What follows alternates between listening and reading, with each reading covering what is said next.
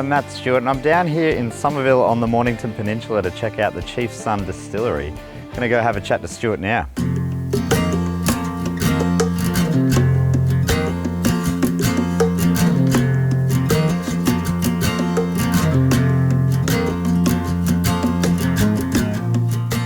How's it going, Stewart? I'm very well, thank you, very well. And are you the chief here at Chief's Son? Today I am, yeah. It depends who's here. I'm co-founder, owner and distiller here at Chief's Son Distillery, along with Naomi, my wife, who we've been together for 29 years.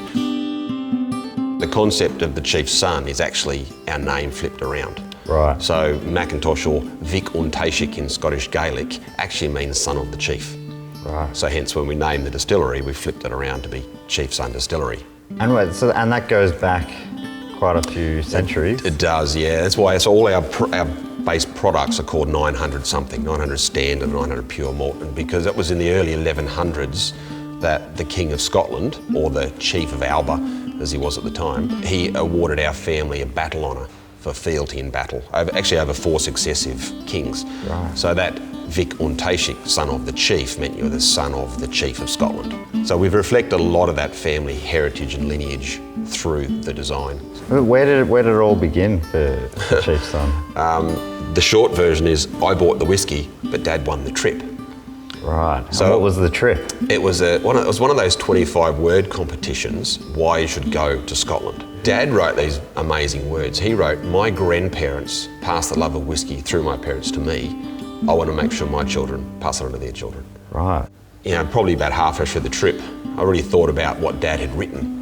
And because whiskey's always been in our family. But then to see the things you wouldn't normally see as a consumer, to be able to see all the yeast propagation side of it and the scientific side, the malting houses, the cooperages, it sort of started to put a bit of a puzzle together. Right. Luckily, Naomi has a science background, and that really refined the chemistry and science behind what we're trying to do.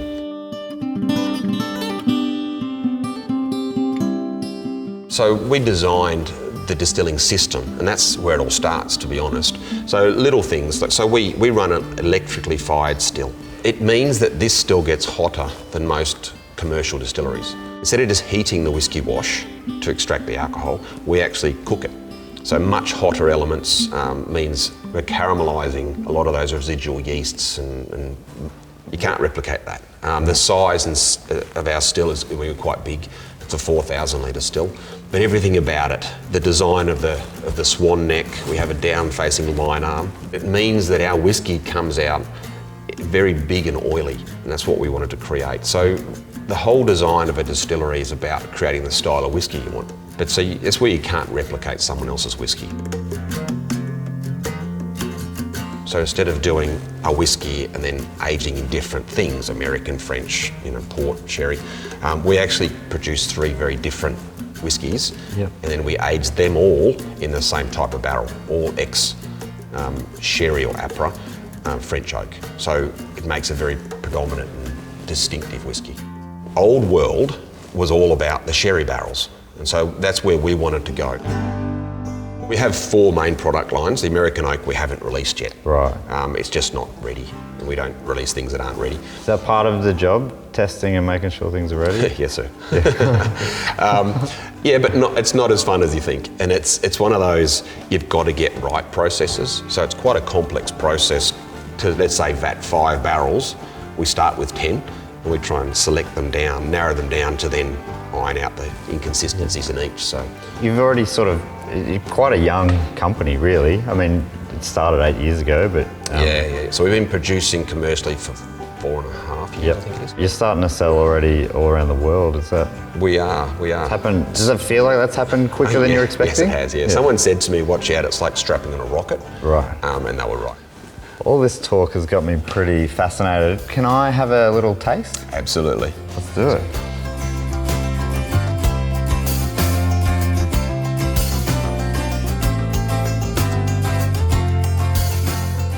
Stuart's taken me up into the tasting room. Stuart, what have you got for us here? We got the whole family of whiskey here. So we've got our two strengths, 45% and 60. Yep. So we've got the 900 standard, the 900 pure malt, and the 900 sweet peat, and then they're big brothers, if you like, at the higher strength. Right. We'll get onto those a little bit later. Yeah, I'd love to meet the big brothers.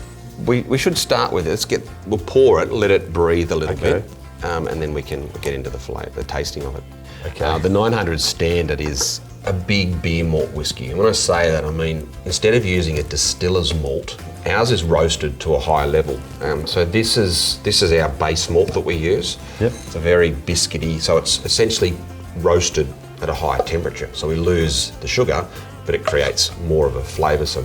But with this one, we also put a small percentage of the Highland peated malt in it. Yeah, right. That peaty smell. Takes you back in history, doesn't it? When we put those two ingredients together and distill them down and put them on French oak, we get this more toffee caramel kind of twist at the back. Right. The French oak is a very resinous timber.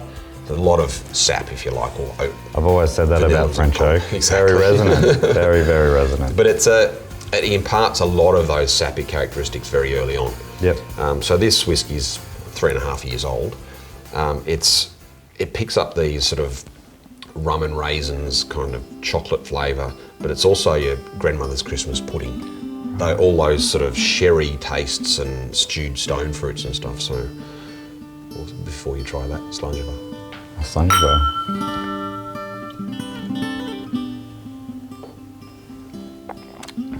You don't want me to have it all, do you? There's a range to go through. Okay, Depends great. what you've got booked for the afternoon, really. I'm willing to clear the diary. So this is our pure malt. It's designed to taste like malted barley, or almost like a distilled pale beer. Right. It's a very clean spirit, and I think you'll find it tastes a lot like malted barley. It's a very sweet characteristic. Sort of toffees and It's so different from this. from the standard, yeah, exactly. But it's got that biscuity taste to it as well. That really prominent malted barley taste to it. Do you have people like me nervous about saying the wrong thing when they come in here? Well, no, we normally have a sheet like these that tells people what they should say. Not so much, but because actually, I was just thinking this is uplifting. Oh, exactly. That was one of the things I was thinking about it, with a medium creamy malt finish. Exactly. Is that sort of ballpark? It's sort of a fairly good take on it. Great. Exactly. Thank you. So the next whiskey, we wanted to create a really buttery, oily whiskey, but with heavy peat. Okay. So this we call 900 sweet peat. So have a little try of it first at 45%, and then put a little bit of water in it, because it really opens this whiskey up and creates a more peaty, sweeter kind of whiskey when you do that. Oh yeah. Now, if we do this, even that. Yeah, right. It's funny how water can make it have more flavour. Yeah. Well, it basically, when the alcohol's too high, it masks the flavour. Right. Whereas what we're doing, we're just getting lower, closer to that sort of 37% alcohol, when you can start to taste all the characteristics of the whiskey. Yep, that makes sense. With the barrels, I mean, you've got this piece over here. I think that might be a cool thing to have a look at. Oh, these are amazing, these things. Basically, on a hot day, pushes the alcohol, expands and pushes it through the carbon, which helps to clean it, and then into the old sherry and old oak. And then on a cold night comes back. So it's breathing life into it all the time. And it changes dramatically the profile from that to that. Yep. But we're trying to make sure this cask is the same as the next, so hence we're always vatting them. Feels like you're lucky to have a scientist on the team. Yes, always. There's a lot of science in it, but there's a lot of art as well. Yeah. Like it's getting it consistent and getting it out of the barrels. I mean, we say science gets it into the barrel and art gets it out. Thanks so much for having us here today. Absolute pleasure. It's been a real pleasure. If you had to, could you pick a favourite child? We produce a spirit we want to drink. Yeah. And so we like all of them. Well, thanks so much for having us, Stuart. Absolute pleasure. Cheers. Mate. Cheers.